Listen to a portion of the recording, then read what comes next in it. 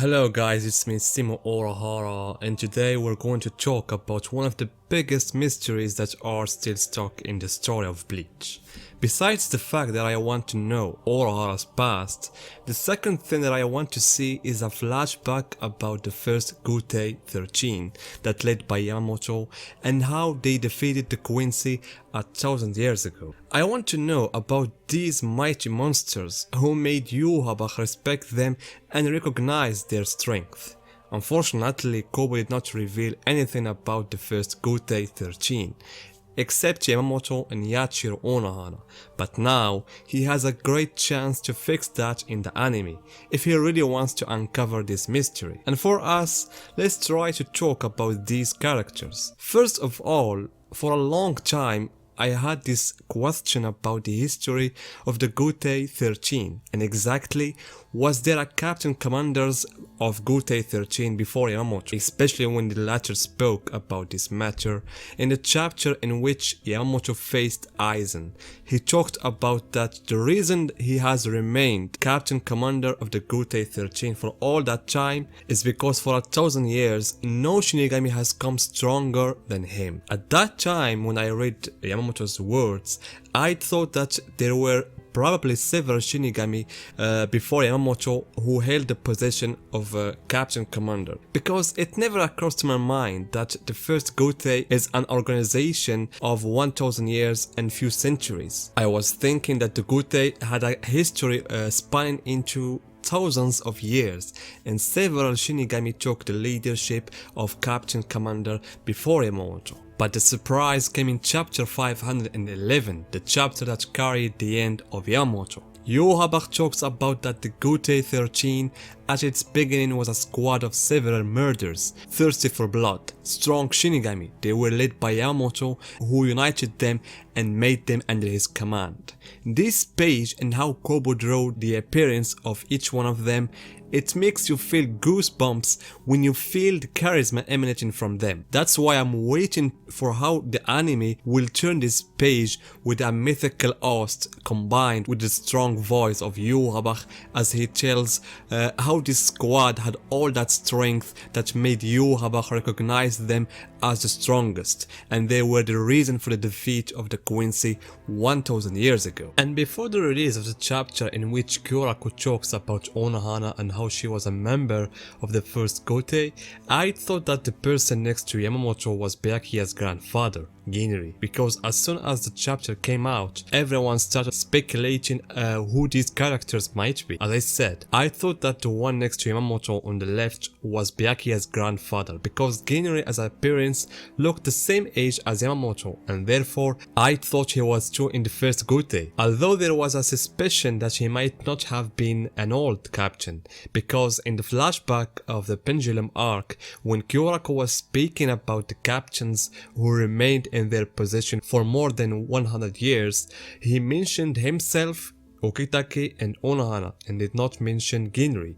Some believed that based on Kyoraku's words, Ginri is not an old captain in the Gotei. However, Kobo corrected his mistake when he answered a question related to this case in Club Outside. Kobo said he just forgot to mention Ginri, and I thought that the person next to Yamamoto on the right was the first Kinpachi because the way he holds his Zanpakuto almost similar to Zaraki's way. But Kobo shocked everyone by revealing the truth about Yachiro Onohana and that she is the first Kinpachi and a founding member of the Gotei, and she was this person who I thought he was Byakuya's grandfather. Unfortunately, Kobo did not reveal the name of any other characters since then. All we have is that the leader of that squad is Yamamoto, and next to him Yachiro Onohana, the first Kinpachi. The rest we don't know anything about them. On the other hand, Kobo has changed our thinking about Gotei 13 and Yamamoto in particular. As I said in the past, we thought that the history of the Gotei can be thousands of years, but it turned out that it only began 1,000 years ago or little more, and the person who founded this organization is Yamamoto. This clearly shows how great this character is and how he had a great impact on the Shinigami in general. So frankly, Yamamoto can't be compared to Kyoraku. It's true that Kyoraku is a smart and pragmatic character, but when we talk about Yamamoto, we're talking about a revolutionary figure by all accounts. Unfortunately, Kobo portrayed old Yamamoto as a radical thinking figure who abides by the laws and does not want to change them. But in fact, it's the contrary. If you look deep in the past of Yamamoto's history, you will find he was different. What everyone should take into consideration is that before Yamamoto, there is no doubt that the Serity and the Soul Society were living according to another system, a certain system. I will not say that it is a chaotic system because we don't have any information about it, but it can be said that it was not the organization that Yamamoto brought. 2000 years ago, he founded the Ginryu style school and he had several disciples and followers. And from what Yamamoto mentioned in chapter 504, it seems that he was fighting many fights, and perhaps it was fights between the Shinigami themselves or between rogue characters roaming the Soul Society. That's why I said that the Serity or Soul Society was living, I think, a kind of chaos, and Yamamoto was a strong personality who emerged and highlighted his mettle in battles, and for his strength he founded the school in which he taught his followers various fighting methods. Then, perhaps centuries later, an idea began to crystallize in his mind to establish an organization that would take care of imposing order in the Soul Society. There is no doubt that the battles he was fighting in the Soul Society made him meet several personalities who were close to him as a strength, including the first female criminal in the Soul Society, Onohana Yachiro. So I might say that Yamamoto may have spent a few decades, maybe centuries, gathering the members of the first Gotei. And the first link between them was strength. Of course, the strongest among them was Yamamoto, who was distinguished by strength as well as a clear goal to bring them together. A strong squad that works like the Soul Society policeman is able to protect the Soul Society internally and also against any danger coming from outside, as it will happen after the Quincy attack the Soul Society. What's to point out here,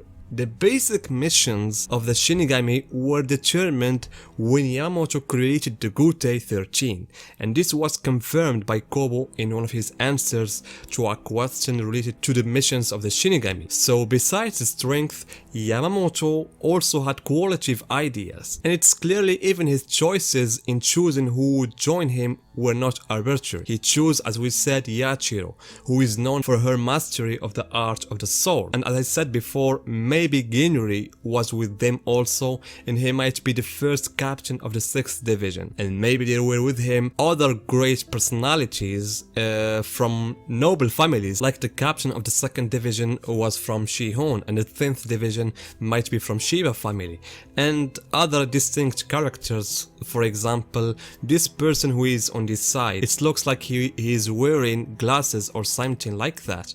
It may be a Shinigami who was known for science, for example, so that it can be said that each member of the squad represented what his squad would be later on. But overall, the common thing that bended these characters is the brute force, whether they have great Ryatsu or legendary Bankai and other things. So, the contrary to what we see in the current versions of the Gotei 13, I don't think this squad was thinking about how they would deal with the enemy. They only entered the battle to eliminate the enemy without side discussions, and this was confirmed by Yuhaba. This squad was a destructive squad in every sense of the word. And also one of the things that remain mysterious about the members of this squad is their fate.